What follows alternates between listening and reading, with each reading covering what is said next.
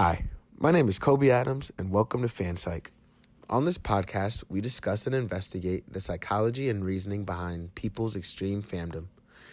Each episode, we discuss a different group of extreme fans and the reasoning behind their fanaticism and the difference between a normal fan and someone who is an extreme fan. First, I will provide a small history on the show and the fan base we are studying today. Today, we'll be discussing Star Trek and the fan base Trekkies. The first Star Trek series was aired in 1966. For the time, the show contained amazing special effects, and the use of a diverse and multicultural cast made the series very progressive for the time and caused many people to appreciate the show. The term used to describe fans of Star Trek was coined after the first season in 1967. Science fiction editor Arthur W. Saha used the term Trekkies to describe the fan base. The first Trekkie convention was held in 1969. This convention, however, was an extreme disappointment to Trekkies because it did not contain any celebrity appearances.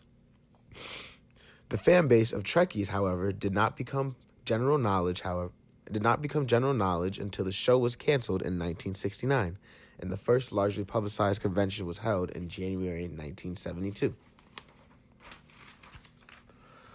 According to statements from the cast of Star Trek, like Nichelle Nichols, who played Commander Nyota Ora in the first Star Trek series, she was unaware of how large the fan base was until she arrived at the event and saw all those who were in attendance. Within 3 years, the number of fans in attendance increased from 6,000 to 45,000. Next, we will look at the psychology behind being an extreme fan and why people were drawn to the series. A 2012 blog post by Dr. Travis Langley discusses the appeal that Star Trek makes to fans, stating that there is a large amount of exploration into the human nature by the characters in the series, which Dr. Langley says made the show very appealing to a wider audience. Another factor that made the show appealing is the time that many of the reruns and newer episodes would show on television. Many of the early fans of Star Trek were young because episodes would show